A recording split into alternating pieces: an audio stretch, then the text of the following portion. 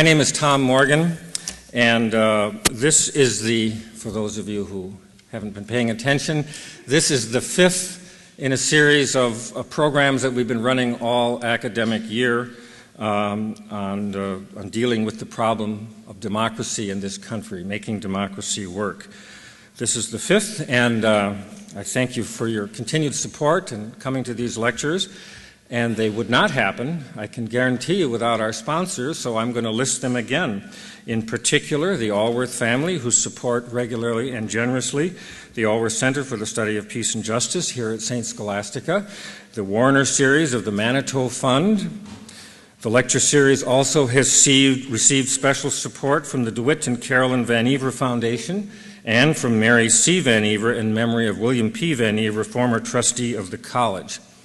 Additional funding has been provided by the CSS Women's and Gender Studies Program, the Global Awareness Fund of the Duluth Superior Area Community Foundation, and Reader Weekly. I am very grateful to all of these sponsors. So if you want to give them a hand, that's perfectly fine.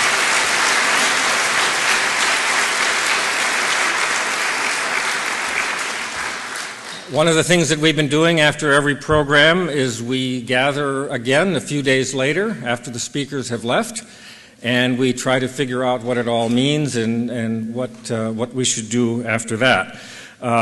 This time, the talkback will be run by, or conducted, facilitated by Jay Newcomb, a colleague of mine who I've known for 25 years, director of the St. Scholastica Center for Just Living, which is right over there, down one floor, a longtime grassroots activist himself. And he will be meeting with those people who want to talk about what we're going to hear this afternoon.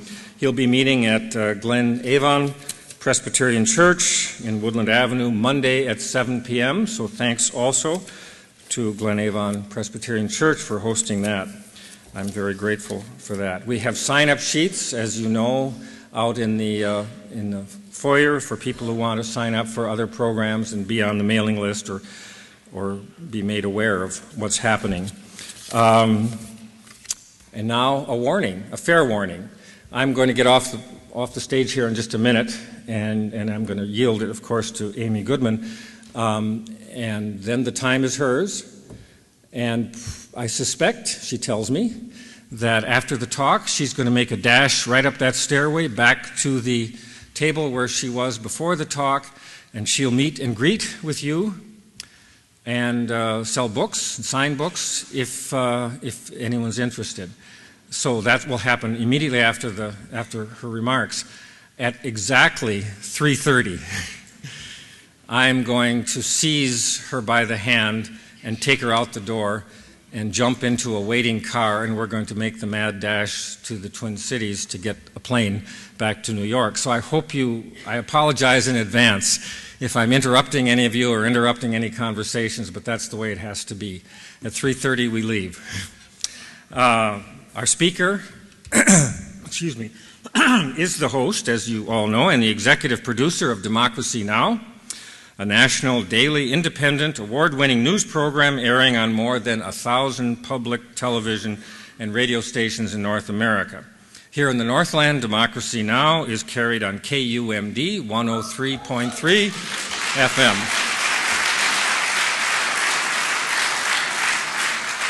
So I suppose that makes KUMD one of the sponsors too, doesn't it? Thank you to them. Time magazine named Democracy Now! Its pick of the podcasts, along with NBC's Meet the Press. Amy Goodman is the first journalist to receive the Right Livelihood Award, widely known as the Alternative Nobel Prize for, quote, developing an innovative model of truly independent grassroots political journalism, unquote. She is the first co-recipient of the Izzy Award, named for the muckraking journalist I.F. Stone and presented by the Park Center for Independent Media. The Independent of London called Amy Goodman and Democracy Now! An inspiration. Plus named her one of the 20 top global media figures of 2009. Ms. Goodman is the author of 4 New York Times bestsellers. Her latest book, Breaking the Sound Barrier, features an anthology of columns written for King Features Syndicate. She co-authored the other 3 bestsellers with her brother David Goodman, including Standing Up to the Madness, Ordinary Heroes and Extraordinary Times. Both of those books are available in the foyer after the lecture. By the way, she received the James Aronson Award for Social Justice Reporting in 2007 for her weekly column. Amy Goodman also has received the American Woman in Radio and Television Gracie Award, the Paley Center for Media's She Made It Award, and the Puffin National Prize for Creative Citizenship. Her reporting on East Timor and Nigeria received considerable attention, including the George Polk Award, the Robert F. Kennedy Prize for International Reporting, and the Alfred DuPont Columbia Award. She also has received recognition from the Associated Press, United Press International, the Corporation for Public Broadcasting, and Project Censored. Ms. Goodman received the first ever Communication for Peace Award from the World Association for Christian Communication. She also was honored by the National Council of Teachers of English with the George Orwell Award for distinguished contribution to honesty and clarity in public language. Ladies and gentlemen, please welcome Ms. Amy Goodman.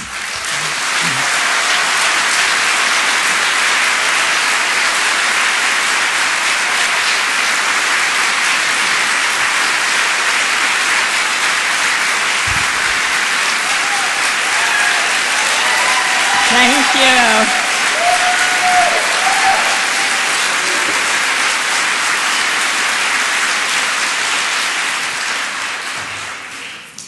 Wow, it is really wonderful to be here today, to hear Sarah Thompson sing that song live again.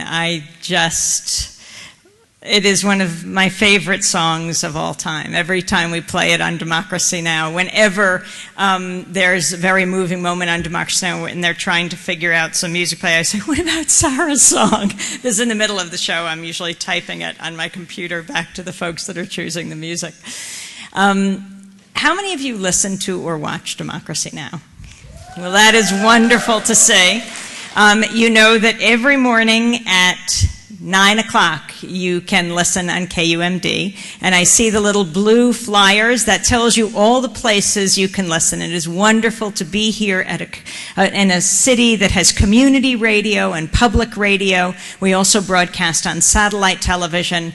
You can bring us to your PBS station as well. Democracy Now! Began 16 years ago as the only daily election show in public broadcasting on a few dozen community radio stations, and now in our sweet 16 year, we have just passed 1,000 stations on 500 community radio, public radio, and 500 public television stations, increasingly on PBS stations, and on stations all over the world. In Japan, it's translated into Japanese. The headlines are in Spanish, which you can get on our website. Hundreds of radio stations are running the headlines there, and the transcript of that is also on the website. If you're teaching Spanish, it is a great teaching tool because you can hear it, you can read it. We're in South Africa, throughout Europe, Latin America. Originally, Democracy Now! Came out of Pacifica Radio. I don't know how many of you know the proud history of Pacifica. It began in 1949 in Berkeley, California, as the only daily election in 1949 in Berkeley, California. KPFA, the first Pacifica station, went on the air.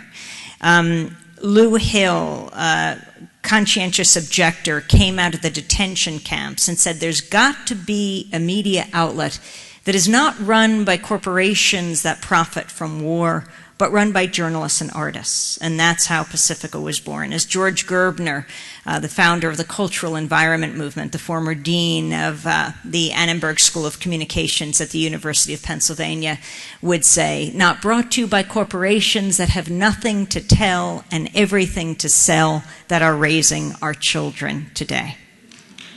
And so the first station, KPFA, in 1959, KPFK went on the air in Los Angeles. 1960, my station in New York, WBAI.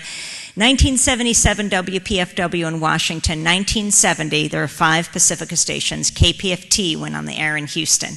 And KPFT is the only radio station in the country whose transmitter was blown up. It was blown up by the Ku Klux Klan. They strapped dynamite to the base of the transmitter and blew it to smithereens. It was in one of the first weeks of operation. I mean, there was this silver lining, and that is, Pacifica hardly had money for advertising. This certainly blew it into the consciousness of the listening audience of the Petro Metro. So they get back on their feet, they rebuild their transmitter, and it's a few months later, they're playing Guthrie's Alice's Restaurant, and the Klan blows it up again. I can't remember if it was the Grand Dragon or the Exalted Cyclops, because I often confuse their titles. But he said it was his proudest act, and I think that's because he understood how dangerous independent media is. Dangerous because it allows people to speak for themselves.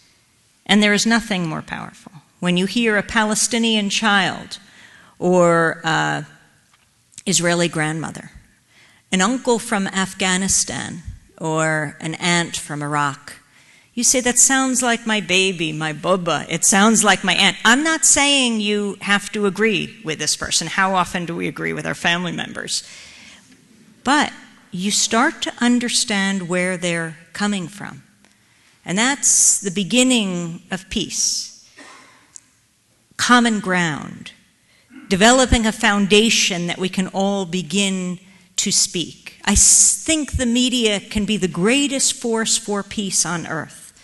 But instead, it has been wielded as a weapon of war, beating the drums for war. I mean, take the example before the U.S. invaded Iraq, right, in 2003.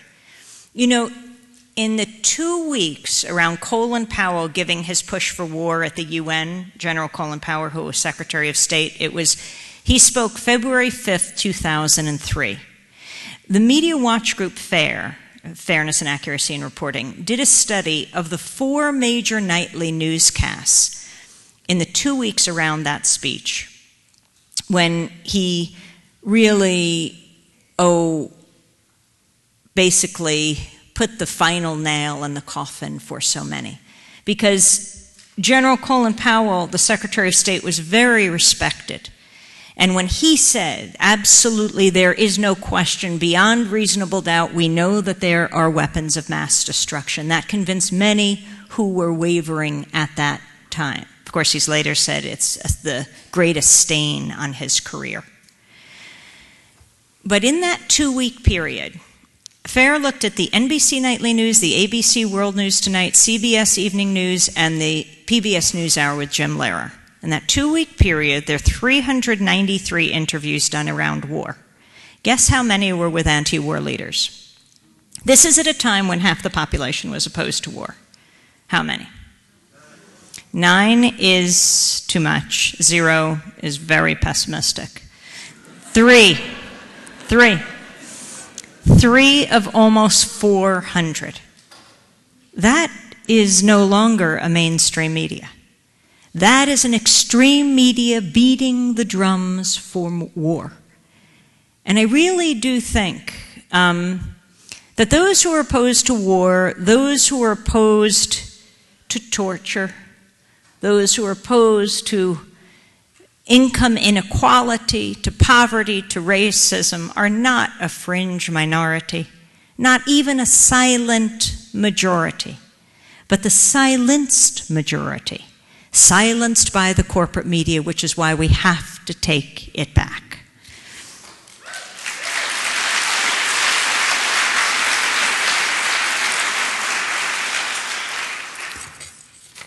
I come to you at such a solemn time in this aftermath of the death of Trayvon Martin.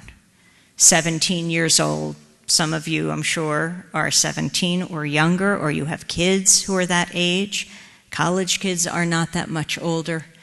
This young African-American teenager from Miami, Florida, who dares to go to another community in Florida, Sanford, Florida, to visit his dad, to watch sports with his dad on a rainy day in February in a gated community where his dad is visiting.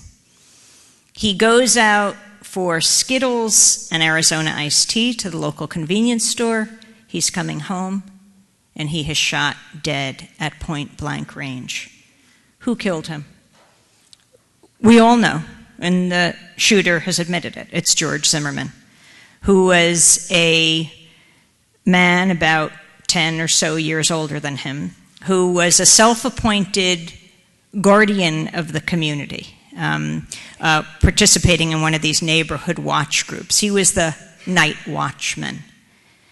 And he sees this young man walking along in his hoodie. It's raining, so Trayvon had put his hood up. And he starts to go after him.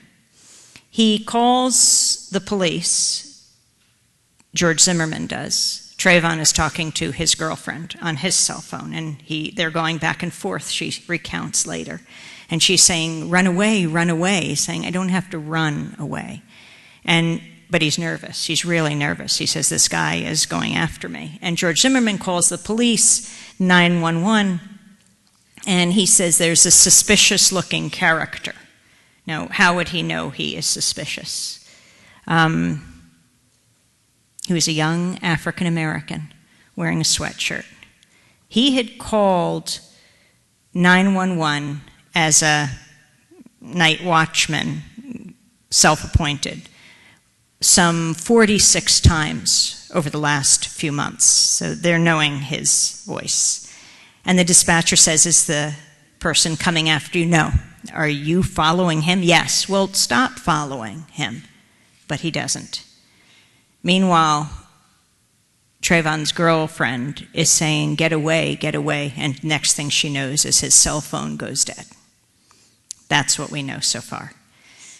The police come within minutes. There's hysterical calls to the police. One woman, Mary Kutcher, together with another guard named Selma Mora Lamilla, they heard the cries, and you can hear on these 911 calls the cries in the background. And what Mary Kutcher then says in a news conference, she says, I felt it was not self-defense because I heard the crying. You hear this child crying. And if it was Zimmerman that was crying, Zimmerman would have continued crying after the shot went off. The only thing I saw that night, I heard the crying. We were in the kitchen, I heard the crying. It was a little boy. As soon as the gun went off, the crying stopped. Therefore, it tells me it was not Zimmerman crying. Well, the police come, and what do? They drug and alcohol test the corpse, but not George Zimmerman. They drug and alcohol test the corpse, and then they tag it as John Doe. And Trayvon's body lays in the local morgue for 2 days. Meanwhile, his parents have filed a missing persons report. Has anyone put these two together? Could the police have figured out who this young man was? From Miami, Florida, but there at Sanford. Could they have? They had his phone. He was just talking to his girlfriend. They could have called the last number back. Why didn't they canvass the neighborhood, knock on doors? Do you know this young man who's just been killed? Unless you think that he doesn't belong there, and you have no reason to believe that if you knock on doors, he might be part of the community. Someone might know him. Perceiving this child as the other, as someone who is not a part of us.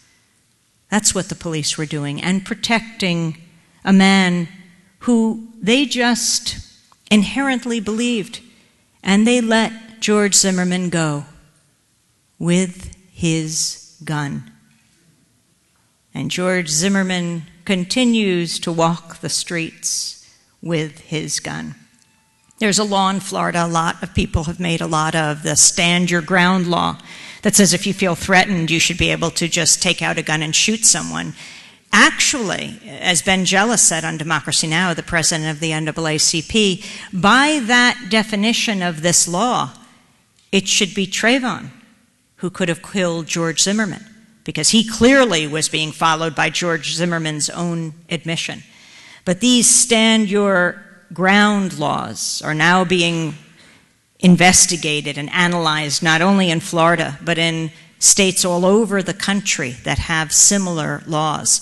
When the law was passed in 2005, signed by Governor then Jeb Bush, who some are tossing around his name as a possible vice presidential candidate along with Mitt Romney, and this was all coming out on the day that Mitt Romney was endorsed by Jeb Bush in Florida, that he had signed off on the Stand Your Ground law despite the protests of many in 2005.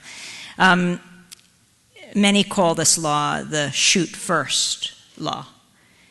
Since it's gone into effect, murders have gone up threefold. We have to look at the history of this country and what has taken place here. At this point, only because of popular outcry, a democratic wail, and I don't mean in the sense of the party, that has gone up all over this country and beyond. What, the other night, 8,000 people marched in the small community of Sanford, which had been established as a community of freed slaves. Why is there no arrest? I mean, that is the question. How is it that the police have become the judge and jury? They have decided there's no investigation to be done here. How is that possible? But because of the outcry, and we've seen these popular movements have tremendous effect in the last year, from Tunisia to Egypt, from Madison, Wisconsin to Occupy, to right in Sanford, Florida, people saying, no, we do not accept the status quo. We are not just going to take the authorities' word for this. We want something done. And so Bill Lee, the police chief, has now, stepped aside for now. He has not resigned. And the U.S. attorney, the state's attorney, Norm Wolfinger, who would not impanel a grand jury, now has said he will impanel a grand jury and has recused himself. That's interesting. Why would he be recusing himself? We don't know. This story is continuing to play out.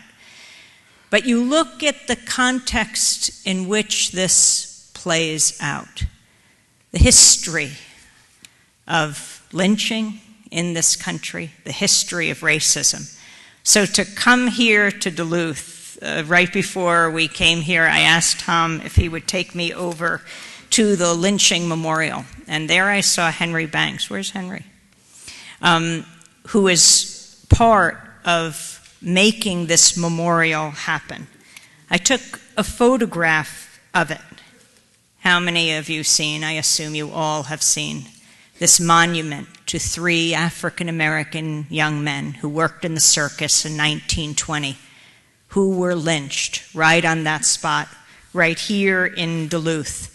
And how dramatic it was when we drove up and I saw in the stone, an event has happened upon which it is difficult to speak and impossible to remain silent.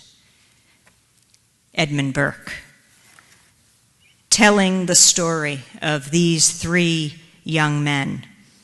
I took a photograph of the monument, and there the story is told. On June 15th, 1920, following the alleged rape of a young woman, Duluth police locked up a number of men who worked for a traveling circus that evening. Thousands of Duluthians gathered outside the city jail. The police were under orders not to shoot, and they obeyed. With timbers and rails as battering rams, the mob broke down the doors of the jail and staged a trial of 6 of the men they convicted. Alias Clayton, Elmer Jackson, Isaac McGee, who had been held as a witness. The crowd dragged the young men about a block, beat them as viciously as you may imagine, and hanged them from a light pole that stood diagonally across the street from where you are now. Some brave people spoke out in protest, but they were few against thousands. One man took a photograph that was later distributed as postcards. This memorial is dedicated to the memories of the murdered here and everywhere. Every city, town, and hamlet has their stories, and how important it is to remember them. It makes me think of Ida B. Wells, more than a century ago. The legendary muckraking journalist risked her life when she began reporting on the epidemic of lynchings in the South. She published Southern Horrors, Lynch Law in All Its Phases in 1892, and followed up with the Red Record in 1895, detailing hundreds of lynchings. She wrote, in Brooks County, Georgia, December 23rd, while this Christian country was preparing for Christmas celebration, 7 Negroes were lynched in 24 hours because they refused or were unable to tell the whereabouts of a colored man named Pike, who killed a white man. Georgia heads the list of lynching states, she wrote at the turn of the century. And my colleague Dennis Moynihan and I quoted Ida B. Wells. We write this column every week together called Breaking the Sound Barrier, and put it together in a book, and your local paper can carry the column. You can just ask them. But we quoted in one of the columns Ida B. Wells when talking about the execution of Troy Anthony Davis. Do you remember the African-American man imprisoned for half of his life in Georgia, Jackson, Georgia, who was just executed on September 21st? The execution of Troy Davis was not at the hands of an unruly mob, but in the sterile, fluorescently lit confines of Georgia Diagnostic and Classification Prison in Bucks County, near the town of Jackson. How many of you got to see our coverage of that night? I recommend you go to democracynow.org. It is September 21st. We broadcast from Atlanta on the 21st and the 22nd, but at night for 6 hours, we went to the grounds of Georgia's death row. Troy Anthony Davis was scheduled to die at 7. Our broadcast began at 6, and we continued until midnight. Troy Anthony Davis was scheduled to die at 7 p.m. on September 21st. He was sentenced to death for the murder of an off-duty Savannah police officer named Mark MacPhail in 1989. 7 of the 9 non-police witnesses later recanted or changed their testimony at trial, some alleging police intimidation for their original false statements. One man who did not recant is the man who many have named as the actual killer. No physical evidence ever linked Davis with the shooting of Mark MacPhail. Troy Anthony Davis was one of 3,200 prisoners on death row in the United States. He had faced 3 prior execution dates, with each one global awareness grew. The NAACP took up his case, Amnesty International. I just met the student president of Amnesty here, Fatima. Amnesty International took up his case. Pope Benedict took up his case, said he should not be executed. Former FBI Director William Sessions said Troy Anthony Davis should not be executed. The former Republican Georgia Congressman Bob Barr, Jimmy Carter, another Nobel Peace Prize winner, South African Archbishop Desmond Tutu said, do not kill Troy Anthony Davis. In fact, the Georgia State Board of Pardons and Paroles, in granting a stay of execution in 2007, wrote, it will not allow an execution to proceed in this state unless there is no doubt as to the guilt of the accused. But it's just that doubt that galvanized millions of people, not only in this country, but around the world, as people came to know the case of Troy Anthony Davis, as people started holding up signs, too much doubt, I am Troy Davis. You know, the Occupy movement, one of the first signs that were made in New York, Occupy Wall Street. It was September 17th was the encampment went up in Zuccotti Park, and it was 3 days later that Troy was scheduled to die. And the signs that went up, I am Troy Davis, as people marched and people camped out at Zuccotti Park. How important this was. There were vigils in Iceland and England and France and Germany. So we went there because we felt it is absolutely critical to bear witness. Most people don't realize in this country how alone we are in the United States in enforcing the death penalty. Countries around the world are trying to do all they can to stop the U.S. from applying the death penalty. Did you hear that the European Union just prevented certain chemicals, drugs, from coming to the United States, hoping that if they could stop the lethal cocktail from being combined, maybe that would stop the death penalty. Protests in England, France, Germany. I go with my colleagues from Democracy Now! To the grounds of the prison. We bring in a big CNN Fox-type truck to begin the broadcast. And the Georgia Department of Prisons hands me a press release, a packet actually, it was pretty thin. It mainly focused on Troy's schedule, the last day of his life, and what would he be having for dinner. It said Troy would be visiting with family and friends from 9 to 3, but that at 3 o'clock everyone would have to clear out because Troy Anthony Davis would be given a routine physical. Routine? Physical?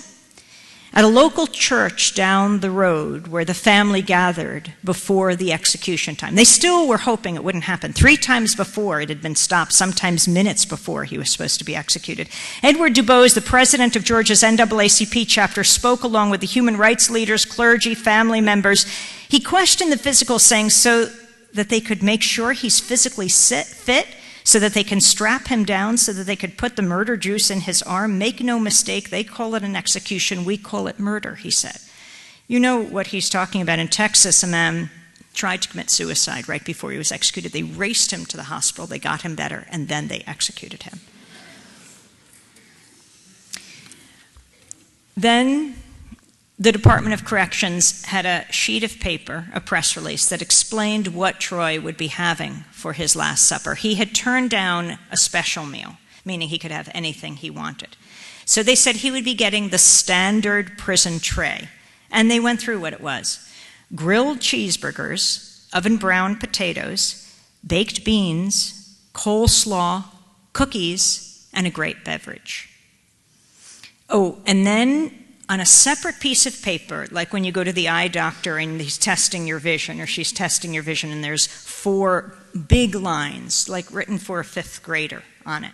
This was the next page. It was the lethal cocktail that would follow. And it said pentobarbital, pancuronium bromide, potassium chloride, and Ativan, in parentheses, a sedative. The pentobarbital anesthetizes. The pancuronium bromide paralyzes. The potassium chloride stops the heart. The only 2 things Davis had control over was whether he would take the sedative or the Last Supper. He said no to both. By 7 p.m., the U.S. Supreme Court was reportedly reviewing Davis's plea for a stay, so we continued to broadcast. The case was referred to Supreme Court Justice Clarence Thomas, who hails from Pinpoint, Georgia, a community founded by freed slaves that's near Savannah, where Davis had lived. The chorus for clemency grew louder. Alan Alt, the former warden of Georgia's death row prison, who oversaw 5 executions there, sent a letter to Georgia Governor Nathan Deal, co-signed by 5 other retired wardens or directors of state prisons. They wrote, "While most of the prisoners whose executions we participated in accepted responsibility for the crimes for which they were punished, some of us have also executed prisoners who maintained their innocence until the end. It is those cases that are most haunting to an execution." Alan Alt, the former warden of Georgia's death row, said, "Do not execute Troy Davis." The Supreme Court denied the plea. Davis's execution began at 10:53. A prison spokesperson delivered the news to the reporters outside. Time of death, 11:08 p.m. The eyewitnesses to the execution then stepped out of the prison, reporters and others. According to an Associated Press reporter who was there, these were Troy Davis's last words. He is strapped down on the gurney that is in a shape of a cross. You know what the death gurney looks like. The prisoner is laid out and the arms are laid out and they strap down the arms. Alan Alt, the prison warden, and others talk about what it means to have civil servants, prison guards, involved. They go to try to enforce the law in a prison. That's why they have these jobs, and they're told they're then supposed to execute someone. And the kind of PTSD that they suffer from after something like this. But they strap down his arms and his legs, and just as the needle is about to go in, he turns, they open the curtain, and he sees the witnesses. He first turns to the MacPhail family. Mark MacPhail's son, was there, and also the officer's brother was there.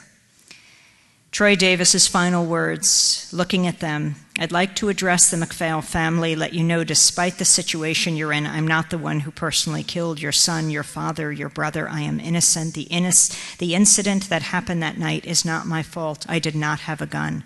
All I can ask is that you look deeper into the case so that you really can finally see the truth. And then he looked at his lawyers, his friends, and he said, I ask my family and friends to continue to fight this fight.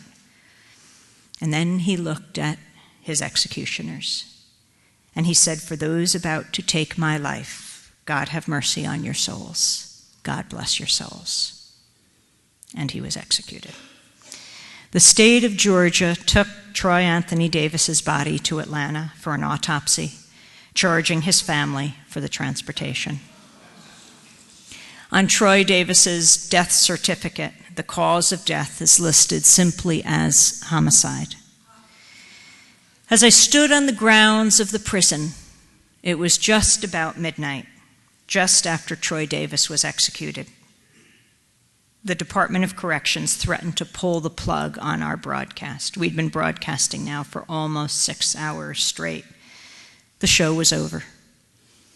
I was reminded what Gandhi reportedly answered when asked what he thought of Western civilization. I think it would be a good idea, he said.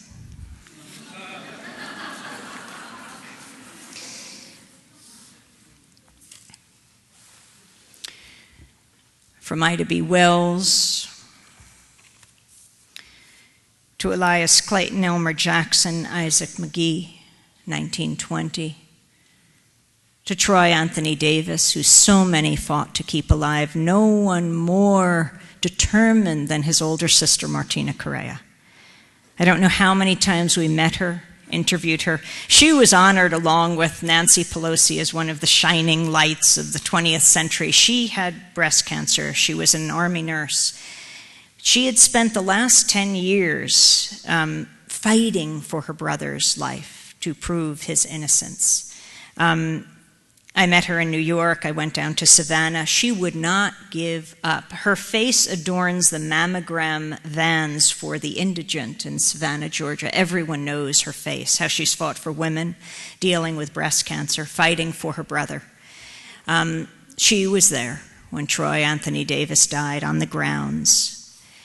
She spoke in the church. She said, we will continue to fight not only to redeem my brother's name, but also to fight against the death penalty in the United States.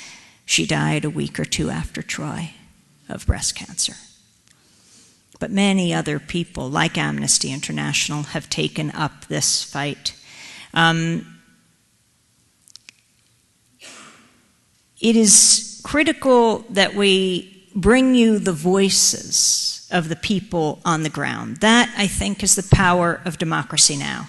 We have the debates, the discussions, and bring you the people who live them and also will die because of certain policies. I see the media as a huge kitchen table that stretches across the globe, that we all sit around and debate and discuss the most important issues of the day, war and peace, life and death. And anything less than that is a disservice to the servicemen and women of this country. See, they can't have debates over war and peace on military bases. They rely on us in civilian society to have the discussions that will lead to the decisions about whether they live or die, about whether they are sent to kill or be killed. Anything less than that is a disservice to a democratic society.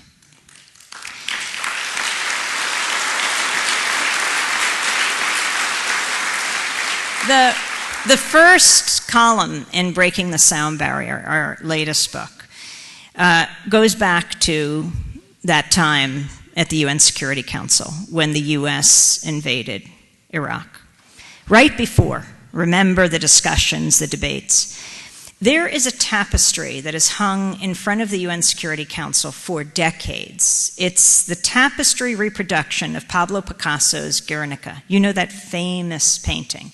Pablo Picasso painted it in a fury of rage when the Spanish town of Guernica was bombed under the fascist general Franco. And he was so distressed when he painted this.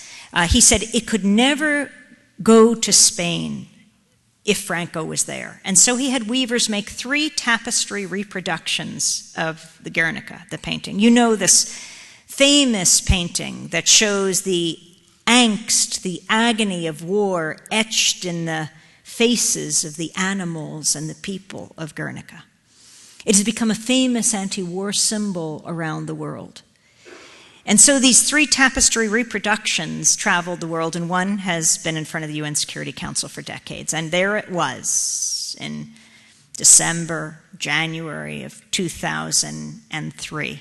February, March is when we just passed the 9th anniversary of the invasion. And it wasn't lost on the UN and US officials, with their pro-war pronouncements, the irony of them standing in front of a microphone in front of this anti-war symbol. So they shrouded the tapestry with a blue curtain. It's our job to pull that curtain back, to show the realities of war. Could you imagine if for just 1 week, on everyone's Facebook wall, every tweet, the top of every newscast, radio and television and online, above the fold of every surviving newspaper were images of war. Babies dead on the ground, soldiers dead and dying, women with their legs blown off by drone attacks, if they were lucky and did not die. Every form of communication referred to war. There's nothing more important that a country can engage in, is deciding to attack another country. And if we do this, it is critical that every day we chronicle this. Could you imagine if for just 1 week we showed the realities of war? I really do think Americans are a compassionate people. They would say, no, war is not the answer to conflict in the 21st century.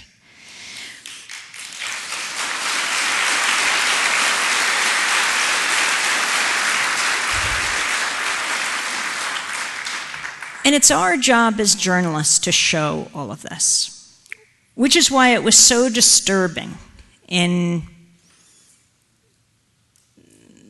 September of 2008 when Democracy Now! Came to St. Paul after covering the Democratic Convention in Denver. So disturbing to face what we did on the streets of St. Paul. You know, in Denver at the Democratic Convention, there were mass protests against war. And the same happened in St. Paul at the Republican Convention. So we flew from one city to the other. And it was the first day of the Republican Convention, September 1st, 2008. It was Labor Day, and the convention was going to start in the afternoon. It was 10 o'clock in the morning, beautiful blue sky day, and 10,000 people marched against war. They started the St. Paul City Hall, and they were making their way to the Excel Convention Center. They were led by soldiers. Such an important story is the soldiers in these wars who have said no. Some have served and then refused to go back. Some have refused altogether. The highest officer refusing, Aaron Watada in Washington State, said, no, I don't think this war is justified.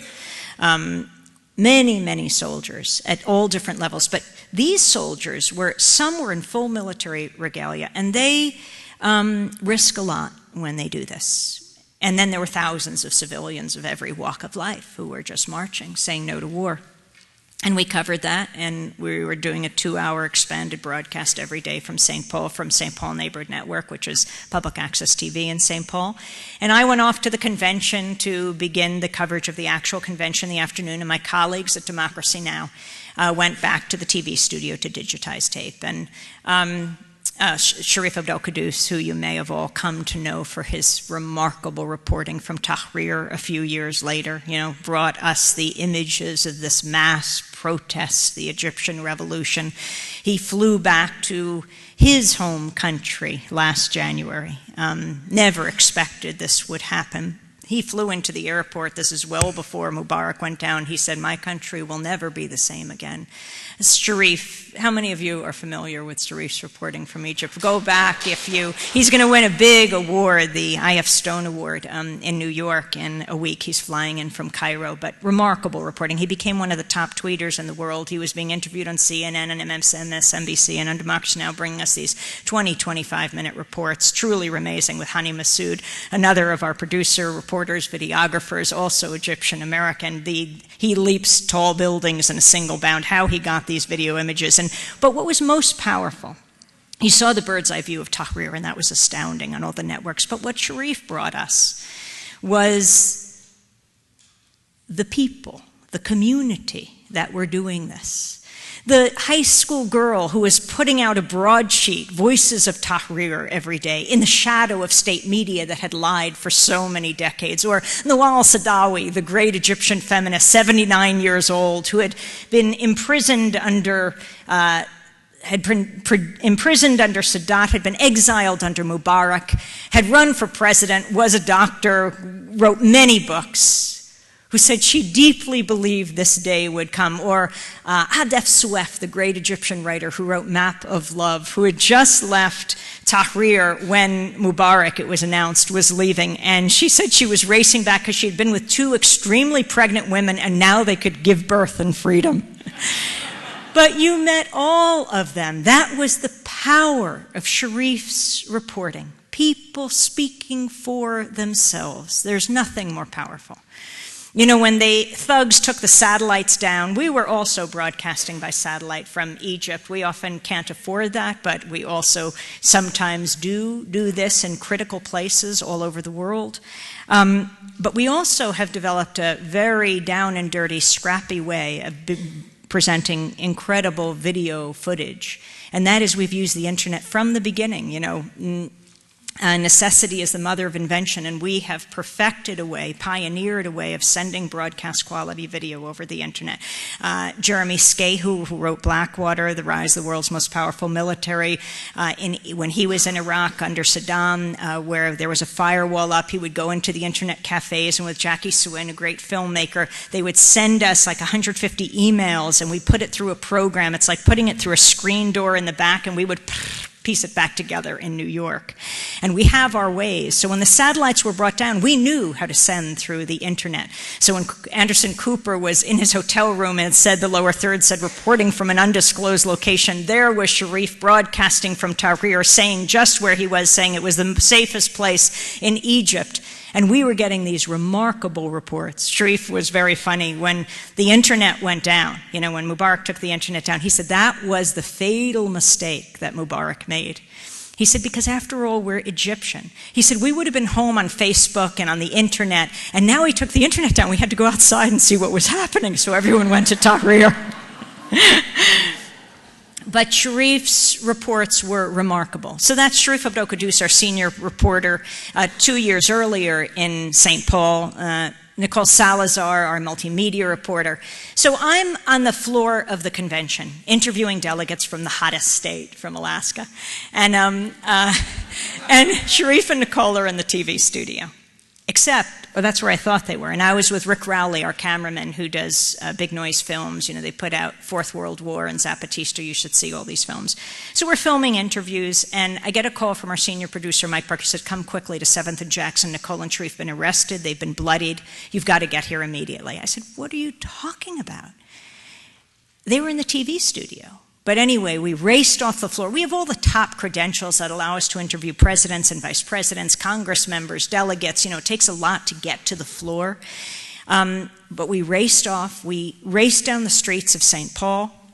I even hailed a police car because I was trying to get to 7th and Jackson fast enough, because if they go through the system, if they were in fact arrested, it is very hard to get them out. And if I could stop that from happening, and also I heard, of course, they were hurt, so I was extremely alarmed, but the police officer did not offer to take us, so we kept running. We got to 7th and Jackson, and I see the riot police. They fully contained the area. You know, there are people inside this. It was a parking lot, a big old parking lot, and the riot police are there. And I'm coming from the convention floor. You know, I've got the full credentials that I need that are given to us by them. And came up to the 7th and Jackson, came along the police line and stopped, and I said who I was, and I said, I'd like to speak to your commanding officer. We have 2 reporters inside who are credentialed like I am. We need to have them released. It wasn't seconds before the police officers ripped me through the police line, twisted my arms back, slapped the handcuffs on, and as I said, please don't arrest me, threw me against a car, against the wall, onto the ground, and charged me with a misdemeanor, saying I had interfered with a peace officer. If only there was a peace officer in the vicinity. I was completely shocked. I was still pleading to see Sharif and Nicole from my vantage point on the ground. I couldn't see Nicole anywhere, but I did see Sharif across the parking lot, his hands behind his back. I asked to be taken to him. A police officer agreed to take me to him. My hands now were numb. I couldn't feel them. They were hurting. I said, is there any chance? And I weighed whether to say this because I knew it could go the other way. I said, is there any chance you could loosen my handcuffs? He tightened them. So I'm brought to Sharif. And we're standing there, hands behind our backs. Sharif is bleeding from the arm. He's got his credentials on like I do, and we're demanding to be released. We're saying, you know we're journalists. We demand to be released now, whereupon the Secret Service came over and ripped the credentials from around our necks. I'm then brought into a police van, and there's Nicole. Her face is bleeding. She's got her credentials on. She's handcuffed, and she quickly described what happened. She said that when I'd gone to the convention floor, they'd gone to the TV studio. They heard a commotion outside. They grabbed camera and microphone. They wouldn't have been doing their jobs if they hadn't done this. And they raced downstairs. Nicole starts to film, and there are riot police in front of her. There are not many protesters at this point in the parking lot, and she's just filming. She had not planned to film her own riot, her own violent arrest. But a phalanx of riot police, I mean, they're really almost in full military regalia. This is a very important point, which I want to get to in a little while. I mean, I think, you know, we have Pax Comitatus in this country, which is you cannot have the military walking down the streets of the United States. And I think everyone, including the military, thinks this is a good thing.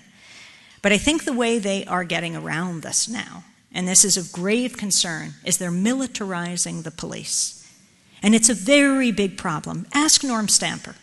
Norm Stamper is the former police chief of Seattle. He's the guy who was in charge during the Battle of Seattle in 1999. You know, when thousands of people, maybe some of you, you know, French farmers, doctors, nurses, high school students, Teamsters, environmentalists, labor activists, all gathered in Seattle, thousands of them it was the original Occupy, and it was around the world to protest the World Trade Organization, the WTO.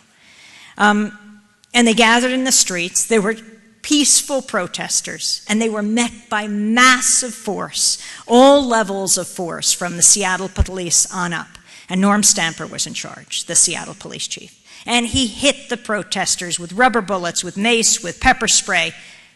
You don't have to take it from me, though I was there getting hit with all of it. Take it from Norm Stamper. He says it was the greatest mistake of his life. And he is leading the charge now as the former police chief. He was really forced out then, to say, we cannot do this anymore. He said, I made a grave error at that time. We had Chief Stamper and a spokesperson for the Police Foundation on Democracy Now! That is a foundation that had pulled together 18 police chiefs to deal with the Occupy movement, how they were going to eviscerate the encampments, and he coordinated the call, this other guy from the Police Foundation. So we had him on, and Norm Stamper. And he said, I just want to congratulate Norm, because we see him as a model. And Norm Stamper says, no! You have to see me as the opposite of the model. I made a tragic error. We cannot meet peaceful protesters with this kind of massive force. Think of the kids at UC Davis who are being pepper sprayed. We had on the guy who weaponized pepper spray, who's trained thousands of police officers on how to deal. You know, pepper spray was just to deal with dogs in the 70s. It was just an irritant. And then the FBI and this expert who we had on Democracy Now! Said they decided to weaponize it, and he figured out how to do it, and it's very powerful, and you really have to, I mean, it's chemical warfare in a way, and he said you have to train people on how to do it. And when he saw these kids being pepper sprayed by police who were protesting education cuts at UC Davis, and that they were being sprayed directly in their face like almost a clinical operation, he said, I had to speak out. I'm the one who did this. He said, I see them, they're like my children. How could this be happening on the streets of the United States, he asked. And we all must directly address this issue, because if they're trying to squelch dissent, it's dissent that will save us. Dissent is the American way.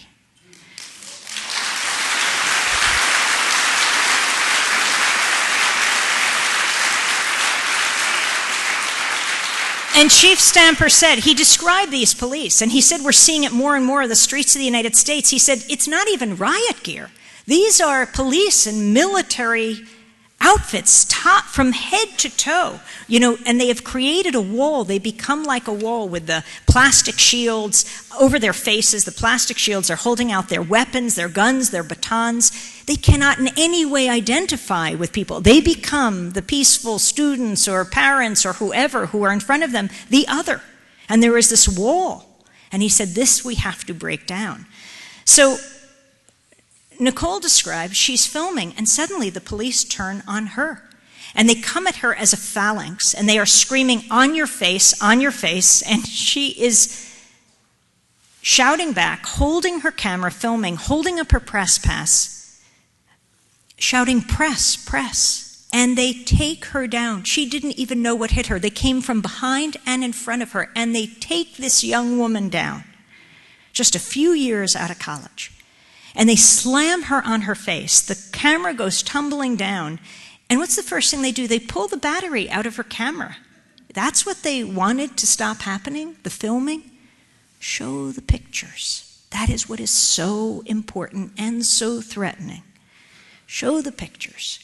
And so she's down on her face, on the ground. They've got knee or boot in her back, this young journalist, and they're dragging on her legs, so they're bloodying her face, which they have forced into the ground. Sharif is a very cool guy, right? You know, 2 years later, he survived Tahrir. He's remarkable in his reporting. And he is there telling the rioting police to calm down. And they throw him up against the wall, kick him twice in the chest, and they take him down, bloodying his arm. So Sharif and Nicole face PC felony riot charges. I'm already charged with a misdemeanor. They bring me to the police garage and where they've erected cages to put the protesters in, and they take Sharif and Nicole to jail. The response to our arrest was massive. Of course, we didn't know this at the time. We're in jail. But thousands of people, well over 10,000 people, emailed, faxed, called the authorities, the Twin City authorities, because the video of my arrest and Nicole's arrest was immediately posted online within half an hour. It's ultimately, clearly, what freed us. And the response was just, it went viral, the most watched YouTube video of the first 2 days of the convention. First I was released, then Nicole and Sharif. Sharif was in the cell with an AP photographer. They arrested more than 40 reporters that week. He was in a cell with an AP photographer. Sharif was released well before the AP photographer, and it was because of this grassroots outcry. I was then taken to the convention center because networks wanted to interview me about what happened. And so it's later in the evening, and I'm in the NBC skybox. And when they finish the interview and the camera's turned off, an NBC reporter comes over to me and he says, I don't get it. Why wasn't I arrested? I said, oh, I said, were you covering the protests outside? And he said, no. So I said, well, this is the thing. I'm not being arrested in the skybox either. As Woody Allen says, 90% of life is just showing up. You've got to get out there. You know, this is our job. There's a reason why our profession, journalism, is the only one explicitly protected by the U.S. Constitution, because we're supposed to be the check and balance on power.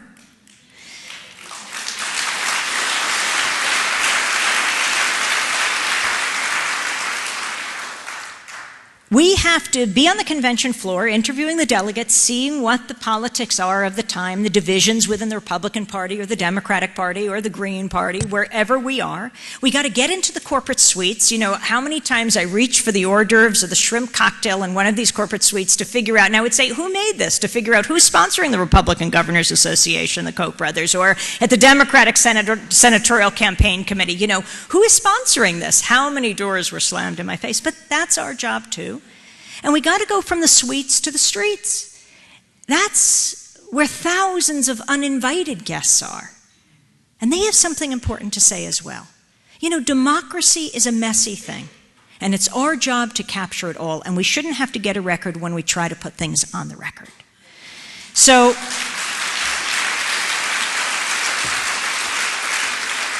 I'm going to try to talk really loud now because I know Tom is looking at his watch, and there's a couple more stories that have to be told here. This is my first time in Duluth, by the way, and it's very exciting.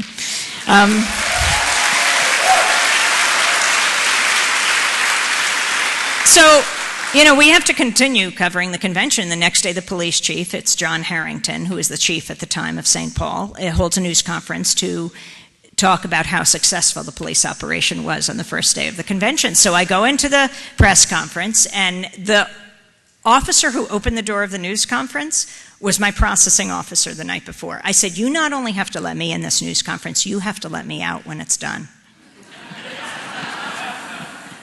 So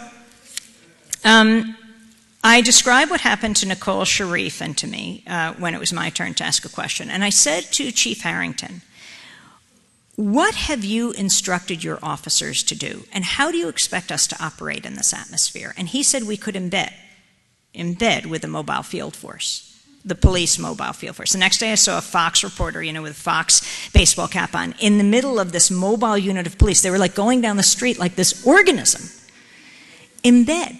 You know what they mean by embed, like embedding in the front lines of troops in Iraq and Afghanistan. I think the embedding process has brought the media to an all-time low. I mean, the Pentagon says it is a spectacular success, which is why I think it is bad. No, and I think that good soldiers feel this way, officers and civilians, why it is bad for journalism and bad for American democracy. I'm not saying that reporters who embed in the front lines of troops aren't incredibly brave. They are. But what are you going to get from that perspective? You're eating with the troops, you're sleeping with them, your life is in their hands. You're seeing the war from the trigger end.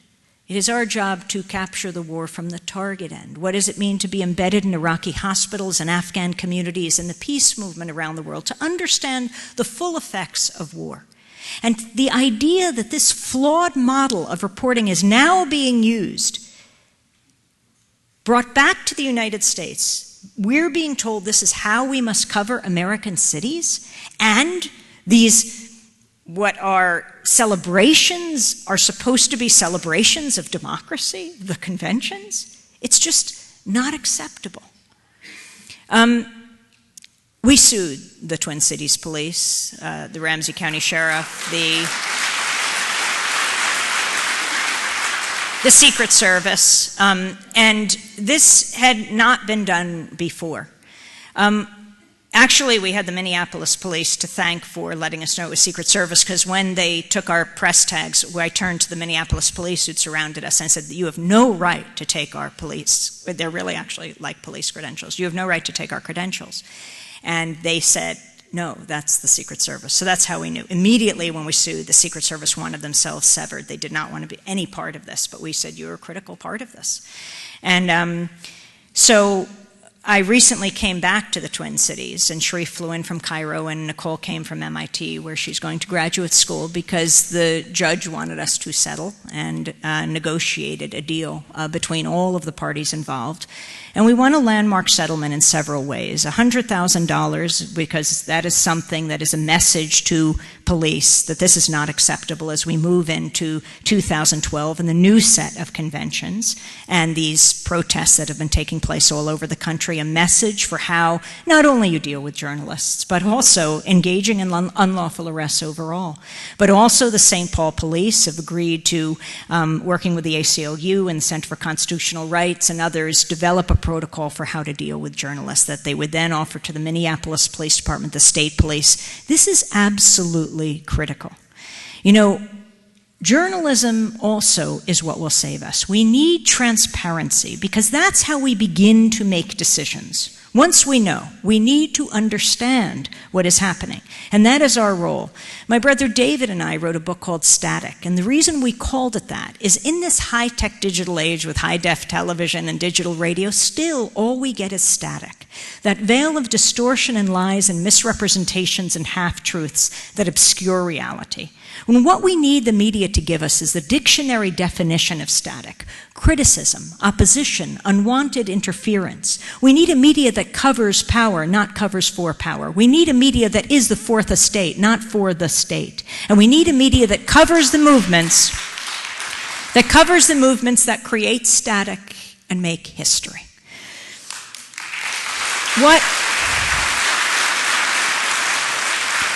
What are those movements? I mean, look just next door in Madison, Wisconsin. Look what happened last year. Coming out of Tunisia, coming out of Egypt, and then Madison, Wisconsin. I mean, it is amazing what took place, which then led to the whole Occupy movement. And this morning I was doing some research on Duluth history.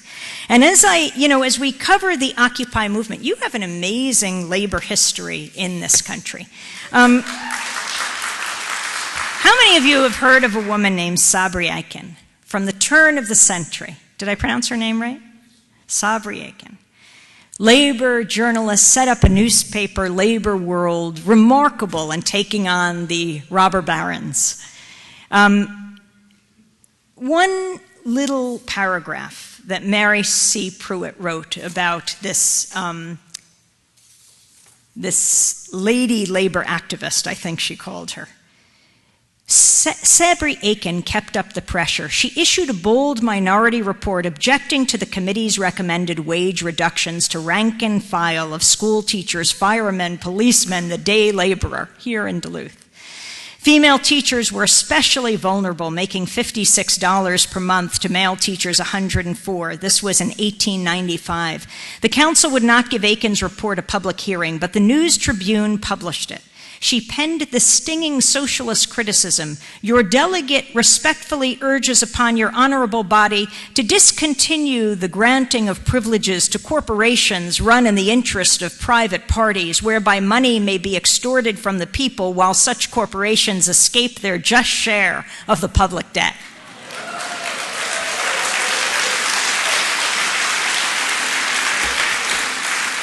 And so we go to Madison, Wisconsin, the same thing. The teachers and the nurses are being taken on by the governor. But the governor assures the police and the firefighters, you're not in harm's way. And what is remarkable is that the police and the firefighters would not have any of that. And when Democracy Now! Went to broadcast from the Capitol where everyone was sleeping, the nurses, the teachers, they would take turns with their families, and the police were right there. I mean, the scene in front of Governor Walker's office when I saw kids with their dreads, and they were drumming, and the police officers were right next to them going like this. I come from New York. You don't usually see that. And so then when Occupy happened in New York, Occupy Wall Street, when I would talk to police officers, because they took a very different approach to this and ultimately tore down the encampment after a number of months and talked about what happened in Madison, a number of police officers were very surprised. I was speaking to one officer on the side of Occupy Wall Street down at Zuccotti Park, and he said, "Can you tell me what they're saying?" Because I had asked him how many people he thought were there. And, what is this? We are the 99%. I said, well, what is it to you? And he said, I don't know. I kind of agree with it. And I said, where are you from? He said, New Jersey. He said, I'm Native American. There are many good officers, many good police officers, many people who want to enforce law and order to protect everyone, because we do have to be concerned about national security. But I think this approach threatens national security. You have this remarkable AP expose, the Associated Press, of the New York Police Department going after the Muslim community. I mean, have you been reading this? It's just a series of pieces infiltrating student groups. One group, we had one of the students on locally. He dared to, his name was mentioned in the police reports, so he said, I'm going to speak out. His parents didn't want him to. He said, why am I? I'm already identified. He went on a camping trip with his friends. He happened to be Muslim. They were Muslim too. It was a weekend camping trip, and there was an informant in the group working with the New York Police Department. Now the governor of New Jersey, Chris Christie, has said, what are you doing to the New York Police Department? You haven't informed us that you're doing this, and you're coming across state lines, and you're infiltrating our communities as well. The Cory Booker, the mayor of Newark, says, you haven't talked to us about what you're doing, and you're going inside groups in New Jersey? So this young student, he's off on a camping trip. The guy who drove him on the camping trip, it turned out, was the infiltrator. And the report in the police records, AP released these records, they got them under FOIA, Freedom of Information Act, said that these students who were camping out that weekend were so radical that they prayed 4 times a day during their camping trip. And the student said he couldn't even get that right. He said, we pray 5 times a day.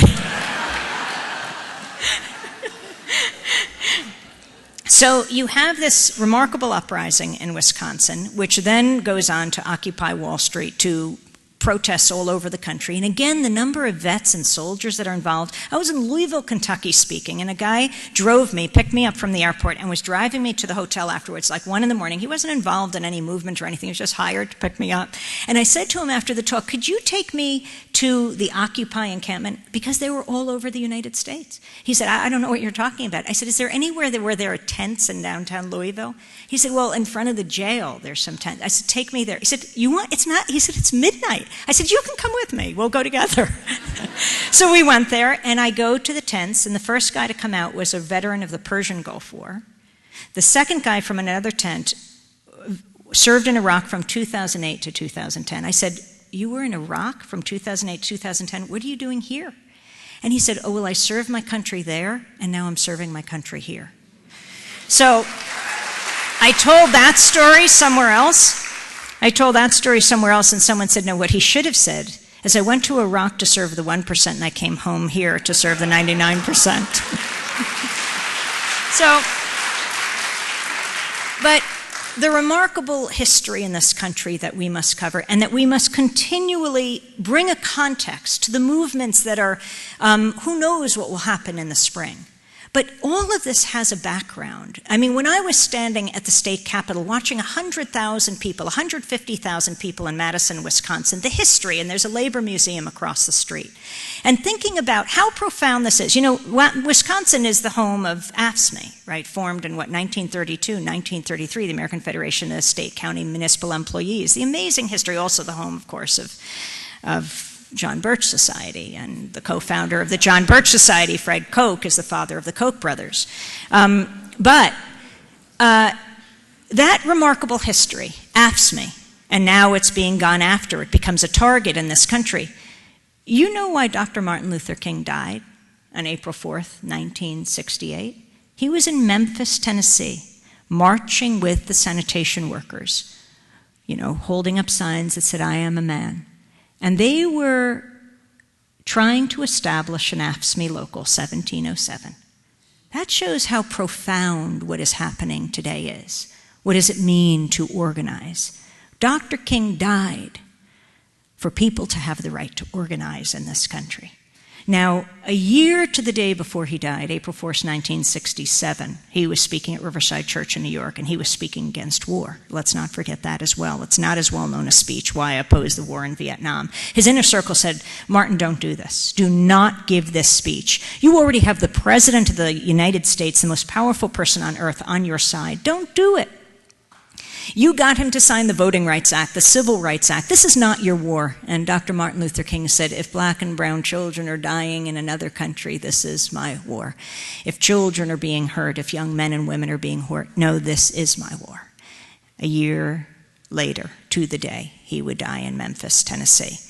And I want to go back further to talk about the power of movements and why it's so important to tell these stories. The story, and especially for young people here at St. Scholastica, the story of Rosa Parks. Now you might say, why tell that story? Because everyone does know that story, but actually the media tells it wrong. You know, Rosa Parks December 1st, 1955, she sits down on the bus in Montgomery, Alabama, refuses to get up for a white passenger. In so doing, she helps to launch the modern-day civil rights movement. She was amazing, right? 5 days later, on December 5th, 1955, when she's in court, the Montgomery Improvement Association has its meeting to elect their leader to lead the bus boycott that she began. And they choose a young minister who had just come into town. They chose Dr. Martin Luther King. Rosa Parks helped to launch Dr. Martin Luther King. And when she died a few years ago, Democracy Now! Raced down to Washington, where her body lay in state, the first African-American woman whose body laid in state in the Capitol Rotunda. Then she was brought to a local area church. 10,000 people came out to honor her before she went to Detroit. Her body went to Detroit for the big funeral. And we were outside, as it's often more interesting to be. Big loudspeakers were set up, and I went up to a young woman. She was a freshman in college, and I said to her, "Why are you here?" She said, "Oh, I emailed my professors this morning. I said I won't be in class today. I'm going to get an education." You cannot use that with your professors here.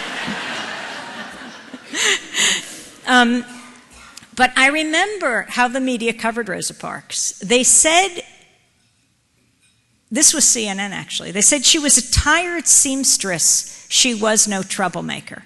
But Rosa Parks was a first-class troublemaker. She knew exactly what she was doing. She didn't just sit down on the bus because she was tired. Oh, she was tired of a lot of things. But she sat down on the bus. That action was totally planned. She was the secretary of the local NAACP. She worked under E.D. Nixon. He came out of radical labor politics, worked with A. Philip Randolph to organize the Brotherhood of Sleeping Car Porters, taking on Pullman. And by the way, Sabri Aiken was taking on Pullman here in Duluth, the Pullman car factory here, because the conditions were so poor.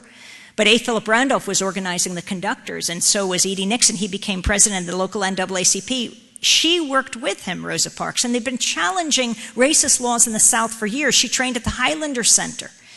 Black and white together. King also went there to figure out how to most strategically, effectively change this country, to make it a better place. And that's the important thing. See, the media denigrates activists, but what could be more noble than dedicating your life to making the world a better place?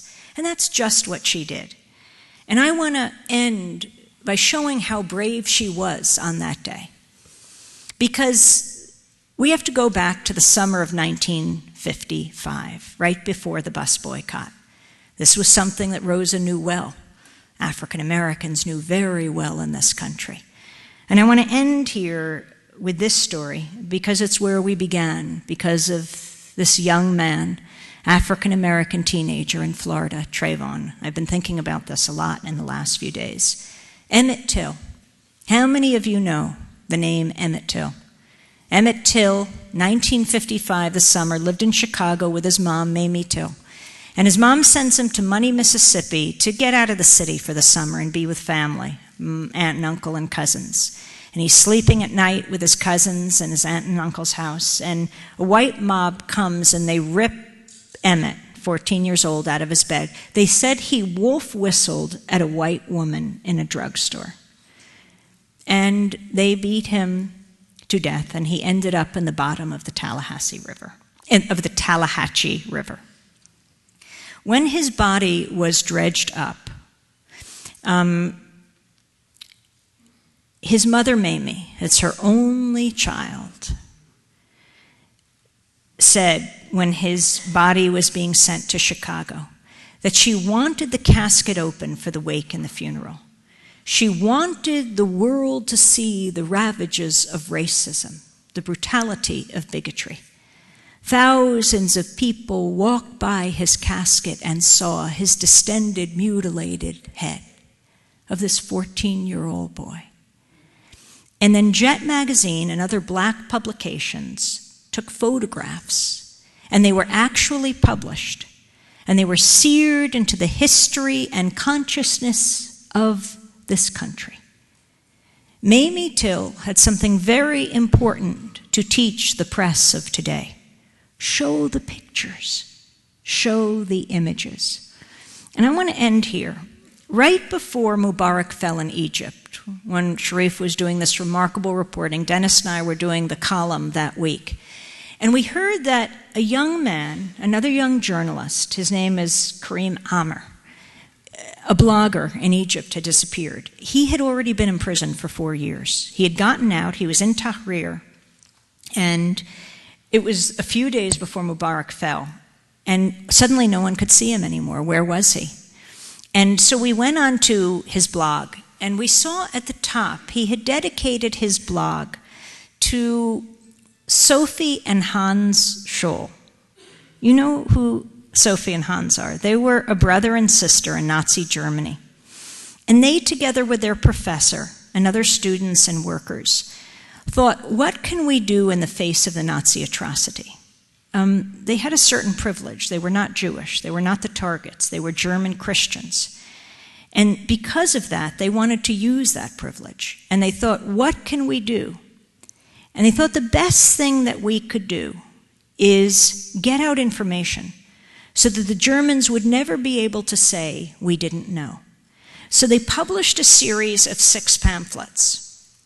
And on the 4th pamphlet was written across the top, "We will not be silent." They distribute these pamphlets everywhere.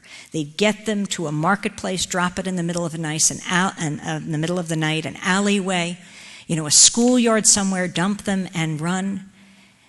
Ultimately, they were caught by the Gestapo, by the Nazis, together with their professor. They were charged, they were tried, they were convicted, and they were beheaded. Their group was called the White Rose Collective. Well, that philosophy, that motto, should be the Hippocratic oath of the media today, should be the Hippocratic oath of us all today. We will not be silent. Democracy Now!